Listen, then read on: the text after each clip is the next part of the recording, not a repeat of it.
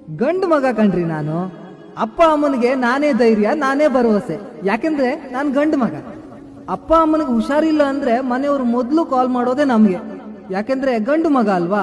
ಮೈ ಬಿಸಿ ಅವರಿಗಾದ್ರೂ ಜ್ವರ ನಮ್ಗೆ ಬಂದಿರುತ್ತೆ. ಖರ್ಚಿಗೆ ದುಡ್ಡಿಲ್ದೇ ಇದ್ರು ಗಂಡು ಅನ್ಸ್ಕೊಂಡಿರ್ತೀವಲ್ಲ, ಖರ್ಚು ಮಾಡ್ಲೇಬೇಕು.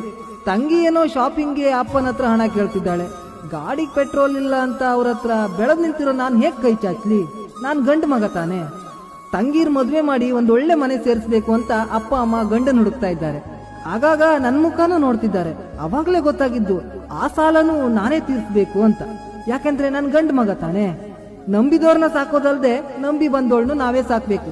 ಯಾಕೆಂದ್ರೆ ಗಂಡು ಅನ್ಸ್ಕೊಂಡಿರ್ತೀವಲ್ಲ. ತನ್ನವ್ರಿಗಾಗಿ ಜೀವನನ ಪಣಕ್ಕೆ ಇಡ್ಲೇಬೇಕಲ್ವಾ. ಒಂದೊಳ್ಳೆ ಗಂಡ, ಒಳ್ಳೆ ಮಕ್ಕಳು ಹುಟ್ಟಿದ್ರೆ ಹೆಣ್ಣಿನ ಜೀವನ ನೆಮ್ಮದಿಯ ಗೂಡಾಗ್ಬಿಡುತ್ತೆ. ಆದ್ರೆ ಜೀವನ ಪೂರ್ತಿ ಅವರಿಗಾಗಿ ಚಪ್ಪಲಿ ಸವಿಸಿದಂತೆ ಬದುಕನ್ನ ಸವಿಸೋ ಹಣೆ ಬರಹ ಈ ಗಂಡು ಪ್ರಾಣಿಗೆ ಮಾತ್ರ ತಪ್ಪಿದ್ದೇ ಅಲ್ಲ.